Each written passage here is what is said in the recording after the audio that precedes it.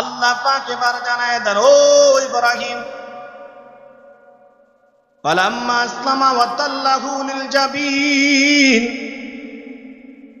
ইসমাঈল আর ইব্রাহিম যখন আল্লাহর আনুগত্য প্রকাশ করলেন, যখন জবা করার জন্য ইসমাঈলকে শুয়ে দিলেন, আল্লাহ পাক ডাক দিয়ে কয়, ওয়া নাদাইনাহু আইয়া ইব্রাহিম, আয় ইব্রাহিম দাঁড়াও।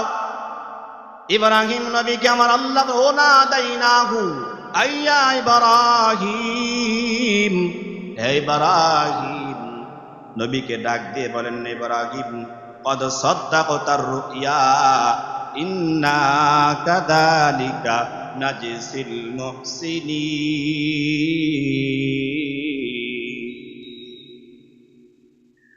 আমার আল্লাহ পাক ইব্রাহিম নবীকে ডাক দিয়ে কয়, ইব্রাহিম, তোমার স্বপ্নকে তুমি সত্য করছো, তোমার স্বপ্নকে তুমি সত্য করে দেখাইছো। নিশ্চয় আমি সত্য কর্মশীলদেরকে, সত্যবাদীদেরকে আমি এমন ভাবেই পুরস্কৃত করি। সত্যবাদীদের জন্য আমি আল্লাহর পক্ষ থেকে এরূপই পুরস্কৃত হতে পারে। এজন্য ভাইরা আমার, এখান থেকে একটি বোঝার বিষয় হচ্ছে, নবী ইব্রাহিম আলাইহিস সালাতু ওয়াস সালাম স্বপ্নকে সত্য করেছেন একমাত্র আল্লাহকে খুশি করার জন্য। আল্লাহকে কেমন খুশি করতেছেন, আল্লাহকে এমন খুশি করছেন, আল্লাহকে খুশি করার জন্য নিজের সন্তানকেও জবাহ করার ইরাদা করে নিয়েছেন। কেমন ইরাদা করেছেন? ইনশাআল্লাহর ইরাদা করেছেন নাকি? অনেক সময় বলি, ভাই নামাজে আসেন, আচ্ছা হুজুর ঠিক আছে ইনশাআল্লাহ যাবো নি, এমন ইনশাআল্লাহ বলছে 50 বছর আর খবর নাই। কথা বলেন ঠিক কিনা? এই ইনশাআল্লাহর কোনো দাম নাই। এই ইনশাআল্লাহ তো ইসমাঈল আলাইহিস সালাতু ওয়াস সালাম বলছেন, ইনশাআল্লাহু মিনাস সাবিরিন, আল্লাহ চাই তো বাবা আপনি আমাকে সবুরকারীদের মধ্যে পাবেন। তো ইনশাআল্লাহ আমাদেরকে বলতে হবে।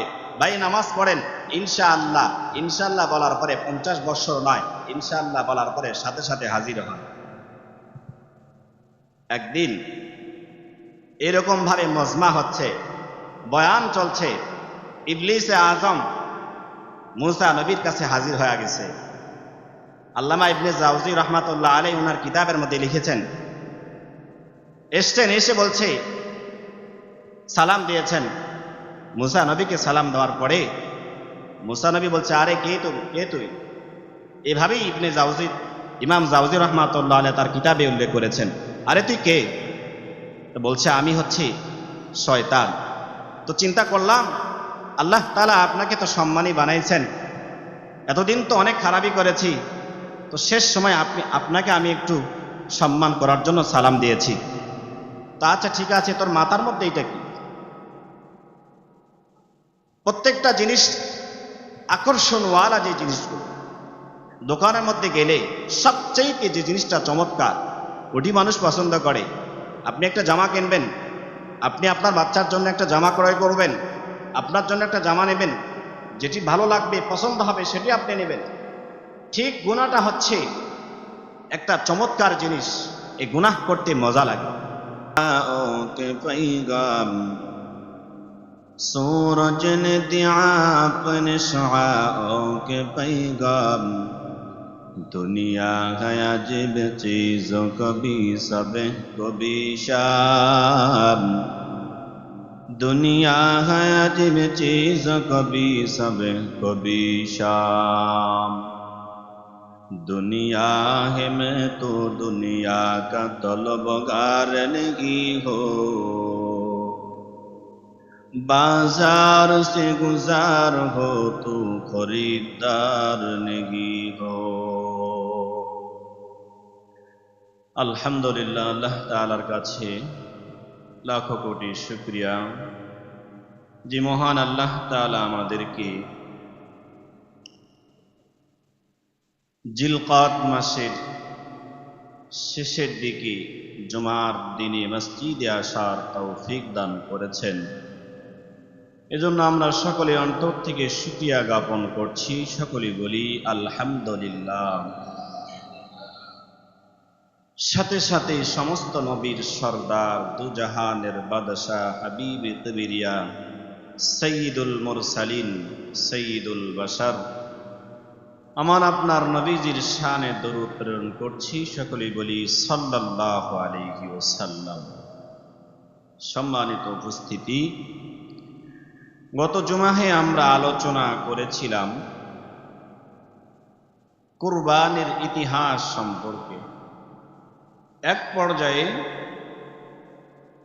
বাবা ইব্রাহিম নবী আলাইহিস সালাতু ওয়াস সালামকে আল্লাহ তাআলা সন্তান দান করলেন। ইব্রাহিম নবী আল্লাহ তাআলার কাছে দোয়া করছিলেন, আল্লাহ আপনি আমাকে একটা নেক সন্তান দান করেন। বয়স ইব্রাহিম আলাইহিস সালাতু ওয়াস সালামের প্রায় ৮৬ বছর উপনীত হয়েছিল। এ বয়সে নবী আলাইহিস সালাতু ওয়াস সালাম আল্লাহ তাআলার কাছে দোয়া করছেন, কোনো সন্তান নেই। আল্লাহ তাআলাকে বারবার বলছিলেন, রব্বি হাবলি মিনাস সালিহিন, আল্লাহ আপনি আমাকে একটা নেক সন্তান দান করেন। পক্ষান্তরে আল্লাহ পাক ইব্রাহিম নবীকে সুসংবাদ দিলেন, ফাবাশশারনাহু বিগুলামিন হালিম, শুধু সন্তান না, নেক সন্তান দান করলেন। সেই সন্তান নবী হিসাবে পৃথিবীতে এসেছেন। নবী আলাইহিস সালাতু ওয়াস সালাম সন্তান পাওয়ার পরে আল্লাহ তাআলার কাছে শুকরিয়া জ্ঞাপন করলেন, আলহামদুলিল্লাহিল্লাযী ওয়াহাবা লি আলাল কিবারি ইসমাঈল ওয়া ইসহাক ইন্না রাব্বী লাসামিউদ দুআ। ইব্রাহিম নবী আমার আল্লাহ তাআলার কাছে শুকরিয়া জ্ঞাপন করলেন, শুকরিয়া আদায় করলেন। আল্লাহ পাক পক্ষান্তরে 2 সন্তান দান করলেন, ইব্রাহিম, ইসহাক। ওই ইব্রাহিম নবী আমার সন্তান পাওয়ার পরে সন্তান ইসমাঈল বড় হইতে লাগলো। ফাবাশশারনাহু বিগুলামিন হালিম, ইসমাঈল আলাইহিস সালাতু ওয়াস সালামের সংবাদ দেওয়ার পর ইসমাঈল আলাইহিস সালাতু ওয়াস সালাম দুনিয়াতে বাবার সাথে যখন চলাফেরা আরম্ভ করলেন, বাবার সাথে যখন চলাফেরা করতে আরম্ভ করলেন ইসমাঈল নবী আমার, আল্লাহ তাআলা ওই সময় ইব্রাহিম নবীকে জানায়া দেন, ও ইব্রাহিম নবী আমার, আমি আল্লাহর জন্য তুমি ইসমাঈলকে জবাহ করো। ইসমাঈল আলাইহিস সালাতু ওয়াস সালামকে বাবা ইব্রাহিম ডাক দিয়ে বলল, ও বাবা, আমি স্বপ্নে দেখলাম আল্লাহ পাক আমাকে জানায় দিয়েছে আমি তোমারে জবাহ করতেছি। পক্ষান্তরে ইসমাঈল আলাইহিস সালাতু ওয়াস সালাম ডাক দিয়ে কই, বাবা আপনার রব আপনাকে যা আদেশ করেছে আপনি তা করিয়া নেন। ফালাম্মা বালাগা মাহুস সায়া ক্বালা ইয়া বুনাইয়া ইন্নী আরা ফিল মানাম আন্নী আযবাহুকা ফানজুর মাযা তারা ক্বালা ইয়া আবাতি ইফআল মা তু'মার সাতাজিদুনি ইনশাআল্লাহু মিনাস সাবিরিন। ইসমাঈল ডাক দিয়ে কয়, ক্বালা ইয়া আবাতি ইফআল মা তু'মার, ও বাবা আপনার রব আপনাকে যা আদেশ করেছে আপনি তা করিয়া নেন। আমি ইসমাঈলকে আপনি সবরকারীর মধ্যে পেয়ে যাবে। নেক সন্তানের দাম কত? ওই সন্তান বাবাকে কথা বলে নাই, ও বাবা না না আমারে জমা করতে পারবে না।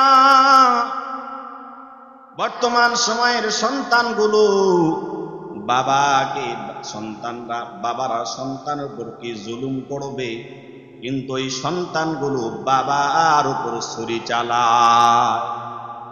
এরে নবীর উম্মতের দল, নেট ফেসবুক খুললেই দেখা যায় অমুক জায়গায় বাবার ছেলের ছুরির মধ্যে বাবা হত্যা হয়েছে, মেয়ের ছুরির আঘাতে মা হত্যা হইল।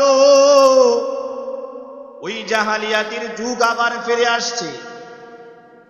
এর নবীর উম্মতের দল, শুধুমাত্র কারণ আমাদের আমল নাই, আল্লাহকে খুশি করার জন্য কোনো আমল করি না। আমাদের আমলগুলো দিন দিন মদিনার দিকে রওনা হয়ে গেছে। মসজিদে মুয়াজ্জিন আযান দেয়, হাইয়া আলাস সালাহ, হাইয়া আলাল ফালাহ, সালাতু খায়রুম মিনান নাওম। আসো নামাজের দিকে, ঘুম হতে নামাজ ভালো। পুরা মহল্লার মানুষ সবাই ঘুমের মধ্যে বিভোর। আজকে আমাদের ওই আমলগুলো মদিনার দিকে রওনা হয়ে গেল। অথচ নবী আমার আপনার আমার জন্য কত কষ্ট করলেন রে ভাই। ওই নবী শুধুমাত্র আমার আপনার জন্য পাগল। ওই যে নবী আমার যখন মেরাজের জন্য আল্লাহর দাওয়াতে আকাশে ভ্রমণ করলেন, প্রথম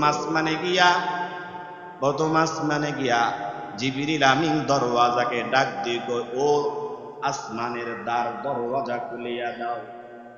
দরওয়াজার ভিতর থেকে আওয়াজ, জিবরিল আপনার সাথে কি?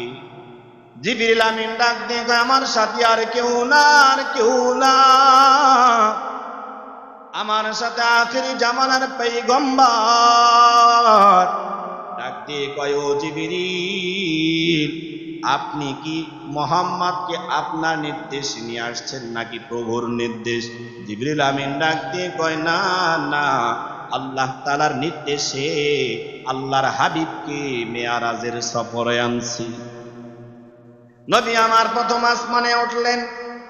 ওঠার পর একজন নবী আমার, বৃদ্ধ একজন মানুষ, আল্লাহর গোলাম, নবীকে ডাক দিয়ে কয়, আসসালামু আলাইকুম ইয়া রাসূলুল্লাহ। আমার দয়ার নবীকে সম্ভ্রার্থনা জানান। আর ওই ব্যক্তি ডানে একবার তাকান, বামে একবার তাকান, ডানে তাকান তো হাসে, বামে তাকান ওই সময় কান্না করে। আমার নবী ডাক দিয়ে কয়, জিবরিল, বুঝলাম না, ওই ব্যক্তিটাকে আবার ডানে তাকায় হাসে, বামে তাকায় কান্না করে, বুঝলাম না ব্যাপার কি? জিবরিল আমিন ডাক দিয়ে গো পয়গম্বর, ওই ব্যক্তি আর কেউ না, কেউ না, ওই ব্যক্তি আমার আপনার পিতা আদম নবী। আমার আদম নবী, আমাদের আদম পিতা। তো বুঝলাম তো আদম নবী, তো ডানে তাকায় কেন আসে, বামে তাকায় কেন কান্না করে? জিবরিল আমিন ডাক দিয়ে গো নবী আমার, ডান দিকে যখন তাকায় ওই রূহের জাকগুলো জান্নাতি, বাম দিকে যখন তাকান ওই রূহের জাকগুলো জাহান্নামী। নবী আমার এই জন্য কাঁদেন, এত সুন্দর চেহারার অধিকারী মানুষগুলো দেখতে বড় সুন্দর, কত সুন্দর হাত বানাইছেন আল্লাহ, কত সুন্দর চোখ দান করেছেন আল্লাহ, কত সুন্দর একটা ইঞ্জিল দিলেন রে ভাই। যে ইঞ্জিলে কোনোদিন তেল প্রয়োজন হয় না, যে ইঞ্জিলের জন্য কোনোদিন চার্জের প্রয়োজন হয় না, এত সুন্দর প্রেম দান করলেন রে ভাই। আমরা বড় নিমক হারাম, এত সুন্দর আল্লাহ নিমক, এত সুন্দর প্রেম দান করলেন। এই এত বড় নিয়ামত পাওয়ার বড় বান্দা আজকে আমরা যে পথে চলছি, অনিবার্য জাহান্নাম। নবী আমার জিবরিলকে ডাক দিয়ে, কেন নবী কান্না করেন? ডাক দিয়ে বলে যে দুনিয়াতে তারা অপকর্ম করে গুনার মধ্যে জর্জরিত, গুনাহ অবস্থায় তারা ছিল। তো তাদের দিকে যখন নবী দেখেন তো আফসোসে কান্না করেন, হায় হায়, এত সুন্দর চেহারার অধিকারী মানুষগুলো জাহান্নামে কিভাবে থাকবে, কিভাবে তারা জাহান্নামে বসবাস করবে। এজন্য কষ্টে নবী কান্না করেন। সব জায়গায় আমাদের নবী আমাদেরকে বাঁচার জন্য শুধুমাত্র আল্লাহ তাআলার কাছে বলেছেন। যাই হোক, যে কথা বলতেছিলাম, তো ইব্রাহিম নবী ইসমাইলকে যখন বললেন যে বাবা তোমাকে জবাহ করব, ইসমাইল আলাইহিস সালাতু ওয়াস সালাম উত্তর দিলেন যে ইনশাআল্লাহু মিনাস সাবিরিন, বাবা কোনো সমস্যা নাই, আপনি আমাকে জবাহ করেন, আপনি আমাকে জবাহ করেন, আপনার প্রভুর আদেশ আপনি কায়েম করেন। ফালাম্মা আসলামা ওয়া তাল্লাহু লিল জাবিন ওয়া নাদাইনাহু আইয়া ইব্রাহিম।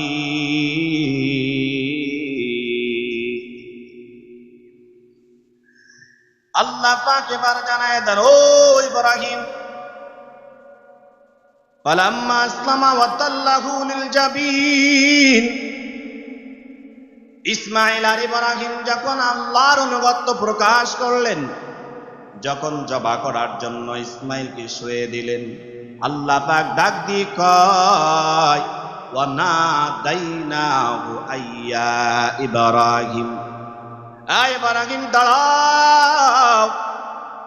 ইব্রাহিম নবীকে আমার আল্লাহ ও নাদাইনাহু আইয়া ইব্রাহিম, হে ইব্রাহিম, নবীকে ডাক দিয়ে বলেন, ইব্রাহিম কদ সাদ্দাকতার রুইয়া ইন্না কাযালিকা নাজসিল মুহসিনিন।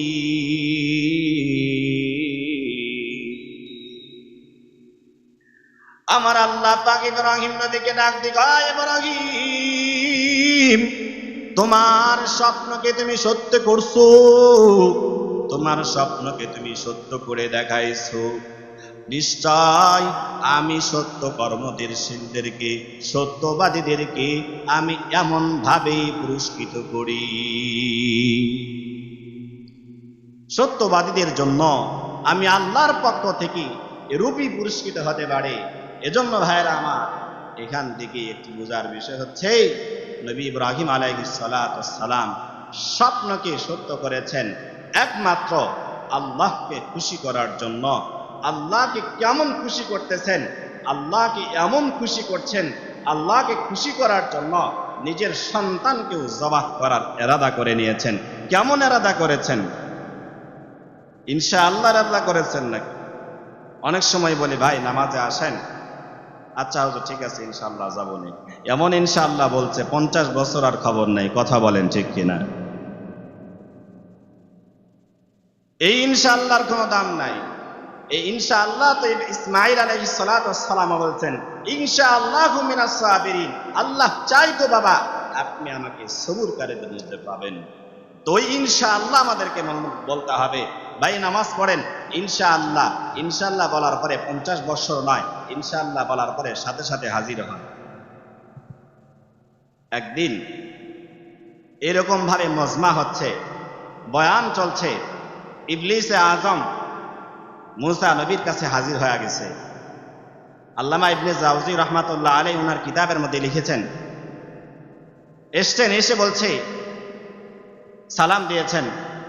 মুসা নবীকে সালাম দেওয়ার পরে মুসা নবী বলছে, আরে কে তুই? এভাবেই ইবনে জাওজি, ইমাম জাওজি রাহমাতুল্লাহ আলাইহি তার কিতাবে উল্লেখ করেছেন, আরে তুই কে? তো বলছে আমি হচ্ছি শয়তান। তো চিন্তা করলাম আল্লাহ তাআলা আপনাকে তো সম্মানী বানাইছেন, এতদিন তো অনেক খারাপই করেছি, তো শেষ সময় আপনাকে আমি একটু সম্মান করার জন্য সালাম দিয়েছি। তো আচ্ছা ঠিক আছে, তোর মাথার মধ্যে এটা কি? প্রত্যেকটা জিনিস আকর্ষণওয়ালা, যে জিনিসগুলো দোকানের মধ্যে গেলে সবচেয়ে যে জিনিসটা চমৎকার ওটি মানুষ পছন্দ করে। আপনি একটা জামা কিনবেন, আপনি আপনার বাচ্চার জন্য একটা জামা ক্রয় করবেন, আপনার জন্য একটা জামা নেবেন, যেটি ভালো লাগবে পছন্দ হবে সেটি আপনি নেবেন। ঠিক গুনাহটা হচ্ছে একটা চমৎকার জিনিস। এই গুনাহ করতে মজা লাগে, এই গুনাহ করতে বান্দার মজা, বড় মজা। শরীরের মধ্যে যখন একজিমা দাউদ হয় তখন চুলকাইতে কেমন যে মজা হয়, রক্ত বের হইলে ওই সময় মলম লাগাইলে পুরে সারকার হয়ে যায়। ঠিক গুনাহ করতে বড় মজা, গুনাহ করার পরে যখন জাহান্নামে দেবে তখন বোঝা আসবে হায় হায় কেন গুনাহ করেছি। যাই হোক, যে কথা বলতেছিলাম, তো মুসা নবীকে ডাক দিয়ে বলছেন যে আপনি 3টা জিনিস আপনার উম্মতদেরকে জানায় দেবেন, এমনভাবে জানাবেন যাতে করে আখিরি জামানার পয়গম্বরের উম্মতরা পর্যন্ত এর থেকে বিরত থাকে। তিনটা জিনিস কি বলো তো? এক নম্বর হচ্ছে আপনি কখনো কোনো সময় নারীর সাথে, গায়ের মাহরাম নারীর সাথে, কখনো কোনো মহিলার সাথে একত্রিত হবেন না, একক দেখা করতে যাবেন না। যখন আপনি একক দেখা করতে যাবেন, আপনি আর ওই নারী থাকবে, অন্য আর কেউ থাকবে না, তৃতীয় ব্যক্তি থাকবো আমি শয়তান। আপনাদের অল্প সময়ের মধ্যে গুনাহে কাবিরার মধ্যে নিমজ্জিত করে দেব। কথা বলেন ঠিক কিনা? এত ইফটিজিং, এত জানা বেবিচার বেড়েছে কেন? ফাঁকে একটা কথা বলি, ওনাকেও কষ্ট নেবেন না, সমাজের ভাইয়েরা কেউ কষ্ট নেবেন না। বর্তমান সময়ে খবর দেখলে বুঝবেন, ডিভোর্স দিক দিয়ে বাংলাদেশ অনেক এগিয়ে আছে। কথা বলেন ঠিক কিনা? কথা বলেন না আপনারা যারা খবর দেখেন, এই খবরটি দেখেছেন কিনা জানি না। ডিভোর্সের সংখ্যায় বাংলাদেশ অনেক এগিয়ে আছে। কেন এগিয়ে আছে? আমাদের সমাজে কুসংস্কার, কুসাংস্কৃতিক কিছু তৈরি হচ্ছে বিবাহের সময়। এই বিবাহটা হচ্ছে বড় একটি নিয়ামত। এই বিবাহ বন্ধনের মাধ্যমে বাবা আদম থেকে শুরু হয় আখেরি জামানার পয়গম্বর উম্মত পর্যন্ত বিবাহের বন্ধন পবিত্র অবস্থায় এসেছে। এই বিবাহটাকে বর্তমানে আমরা হারাম পর্যায়ে নিয়ে চলে গিয়েছি। সর্বপ্রথম দুইটা বড় বড় ডেকসেট লাগাইয়া গান শুনি তো নিজে, এটি হারাম গুনাহ। আমি তো গান শুনছি, নিজে হারাম করছি। এখানে কয়েক প্রকার গুনাহ কামাই করা হয়। নিজে গান শুনছি তো হারাম করছি, কুসাংস্কৃতিক আমরা করছি। এরপরে ওই ডেকসেটের আওয়াজে পুরো সমাজের মানুষগুলো কষ্ট পাচ্ছে। কথা বলেন ঠিক কিনা? হ্যাঁ, কথা বলেন ঠিক কিনা? এই গানের আওয়াজে পুরো সমাজের মানুষ কষ্ট পাচ্ছে। সমাজে ছোট্ট বাচ্চা আছে, সমাজে হার্টের রোগ আছে, সমাজে বৃদ্ধরা আছে। এমন আওয়াজ দিয়ে গান বাজানো হয়, বৃদ্ধরা কষ্ট পায়, ছোট্ট বাচ্চা কষ্ট পায়, যে গান শ্রবণ করতে চায় না সেও কষ্ট পায়। তাহলে এখানে কত প্রকার গুনাহ। এই গুনাহ দিয়ে যখন একটা পবিত্র বন্ধনে আবদ্ধ করা হয়, কিছুদিন পরে দেখবেন ফাটল ধরে যায়। কিছুদিন পরে দেখবেন কি হয়? ফাটল ধরে যায়। আমি একজন আলেমের কথা বলছি। একজন আলেম বিয়ে করেছে। একজন আলেমের বিয়েতে আমাকে সে বলেছে মাত্র 140 টাকা খরচ করেছে। কত টাকা? 140 টাকা খরচ করেছে। মানে একটা গেঞ্জি করে করেছে, সাদা একটা গেঞ্জি, জুব্বা যা ছিল তা পরেছে, টুপি যা ছিল তা পরেছে। তাহলে আলেমের কি ইচ্ছা ছিল না? আরে ভাই, এই বিবাহের বন্ধনের মাধ্যমেই তো পবিত্র অবস্থা শুরু হবে। ওই নারীর পেট থেকে তো আপনার সন্তান জন্ম লাভ করবে। যখন শুরুতেই আপনি হারামের মধ্যে নিমজ্জিত হচ্ছেন, এরপরের সিঁড়িগুলোতে কি হবে এটি বোঝেন আপনি নিজেই। আপনার সন্তান কতটুকু আল্লাহ ওয়ালা হবে এটা আপনি বোঝেন। কেন ডিভোর্সের সংখ্যা বেড়েছে? এটি একটি মূল কারণ। 2 নম্বর কারণ হচ্ছে আল্লামা মাহমুদুল হাসান সাহেব দামাত বারকাতুহুল আলিয়া যাত্রাবাড়ির শায়েখ বলেছেন, বর্তমান সময়ে একজন নারীকে টাচ ফোন দেওয়া মানে অপর একজন পুরুষ ঘরে ঢুকানো। কথা বলেন ঠিক কিনা? একজন বিবাহিতা নারীকে টাচ মোবাইল ঘরে দেওয়া মানে অপর একজন পুরুষ ঘরে ঢুকায় দেওয়া। অপর একজন পুরুষ ঘরে ঢোকায়। আপনি বাসায় নেই, বাংলাদেশের ইতিহাসে দেখবেন, খবর প্রচারে দেখবেন, প্রবাসীর স্ত্রীর সাথে অমুক পুরুষ ধরা পড়েছে, অমুকে আকাম করেছে, অমুক মেয়ের সাথে অমুক পুরুষ ধরা পড়েছে। কেন? এই যে টাচ মোবাইল, যোগাযোগের মাধ্যম। আগে তো এরকম ফোন করা লাগতো, এখন আর ফোন করা লাগে না, স্বামীকে পাশে বসে রেখে মেসেজ করে। কথা বলেন ঠিক কিনা? এজন্য সতর্ক, সাবধান। এই বিষয়গুলো আমল করবো রে ভাই, আমল করব। কেন? যারা বিবাহতে আনন্দ করে না, যারা বিবাহতে ডেকসেট বাজায় না, যারা বিবাহতে গান করে না, যারা বিবাহতে তাদের মেয়েদেরকে বিউটি পার্লারে পাঠায় না, তাদের বিবাহ কি হচ্ছে না? তাদের বিবাহ কি নেই? তারাই তো সুখে আছে জিন্দেগিতে। তাদের সন্তানরাই তো আউলিয়া হচ্ছে, তাদের সন্তানরাই তো আমাদের উত্তরসূরি আকাবির গন্ধের আসলাফদের সিলসিলা ধারাবাহিকতা হক্কানি আলেম হচ্ছে, তারাই তো আল্লাহ ওয়ালা হচ্ছে, তারাই তো দাওয়াত দিচ্ছে। তারাই তো সুন্নাহর কথা বলছে, তারাই তো নামাজের দাওয়াত দিচ্ছে, ইসলামের দাওয়াত তারাই দিচ্ছে। আমি আপনি কি করছি?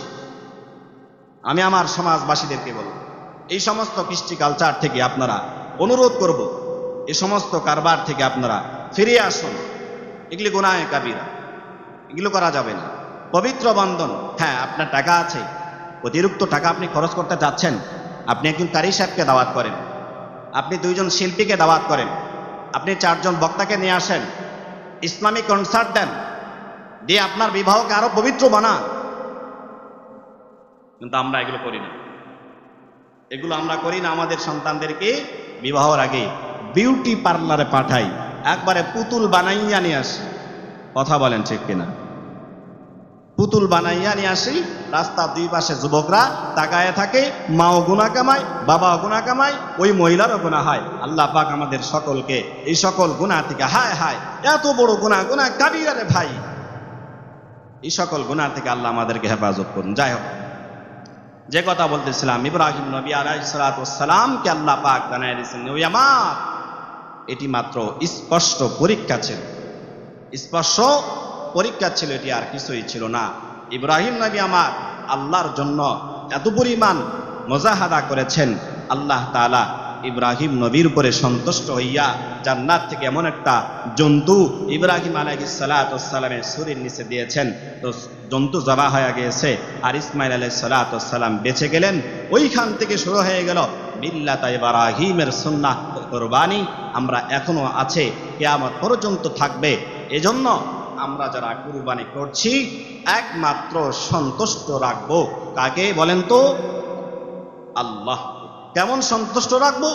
এই সন্তুষ্টের মধ্যে কোনো ভেজাল থাকবে না, কোনো শরীক থাকবে না, একমাত্র রবকে খুশি করার জন্য। কেমন খুশি করার জন্য? আপনার সবচেয়ে প্রিয় কাছের মানুষ, প্রিয়তমা, গুলিস্তান বাজারে গেছেন, দৃষ্টান্ত দিলে একটু সহজে বুঝবেন। গুলিস্তান বাজারে গেছেন, যে আপনাকে ফোন দিয়েছে, স্বামী আমার, আপনি আমার জন্য এমন একটা জিনিস ক্রয় করবেন যাতে করে আমি খুশিতে আত্মহারা হই। আপনি চিন্তা করছেন, আমার স্ত্রী কি দিয়ে খুশি করতে পারে? সে তো কোনোদিন কিছু চায় না, কোনোদিন কখনোই কিছু চায় না। আজকে যখন চেয়েছে, তো এমন একটা জিনিস ক্রয় করতে হবে। বাজারে ঘুরছেন ঘুরছেন ঘুরছেন, আপনি জানেন আপনার স্ত্রী কোন জিনিসের দ্বারা খুশি হবে, ফট করে সেই জিনিসটা আপনি দেখেছেন, বাসায় নিয়ে আসছেন। তো আপনি গুলিস্তান থেকে বাসা পর্যন্ত এসছেন, আপনার এর মধ্যে কোনো শরিক ছিল না, একটাই উদ্দেশ্য ছিল, আপনার স্ত্রীকে আপনি খুশি করবেন। কথা বলেন ঠিক কিনা? নাকি আপনার পার্শ্ববর্তী কোনো মহিলাকে খুশি করবেন বা অন্য কেউ খুশি হবে এমন কোনো কিছু না, শুধুমাত্র আপনার প্রিয়তমায় খুশি হবে, এজন্য আপনি ক্রয় করছেন জিনিসটি। ঠিক আল্লাহ তাআলা আমাদের কাছে সব সময় এমন আমলগুলো চান না, মাঝে মধ্যে এমন আমল চান, সেটি হচ্ছে কুরবানি। যাদের উপর কুরবানি ওয়াজিব, আল্লাহ পাক তাদের কাছে চান তোমরা কুরবানি করো, এমন কুরবানি করো যাতে করে আমি আল্লাহ খুশি হই। এই খুশির মধ্যে কোনো ভেজাল থাকা চলবে না। কুরবানি দিচ্ছ গোস্ত খাওয়ার জন্য, কুরবানি দিচ্ছ মানুষে তোমাকে বলবে টাকাওয়ালা, বড় কুরবানি দিচ্ছ, বিশাল বড় কুরবানি দিচ্ছ, মানুষে বলবে অনেক বড় কুরবানি। না না, এগুলো না। শুধুমাত্র আমরা আল্লাহকে খুশি করার জন্যই কুরবানি। কাকে বলুন তো? আল্লাহকে খুশি করার জন্যই একমাত্র কুরবানি আমাদেরকে দেওয়া লাগবে, অন্য কাউরে খুশি আমাদের হলে চলবে না। কুরবানি কার উপর ওয়াজিব, কার উপর, আমরা এই আলোচনা গত সপ্তাহে শুনেছি। যাই হোক, এরপরও আমরা কিছু মাসআলা শুনি। কুরবানি যেহেতু একটা গুরুত্বপূর্ণ আমল, এই আমল সম্পর্কে আমরা কিছু গুরুত্বপূর্ণ মাসাইল শুনব। খুব খেয়ালের সাথে আমরা মাসআলাগুলো শুনব।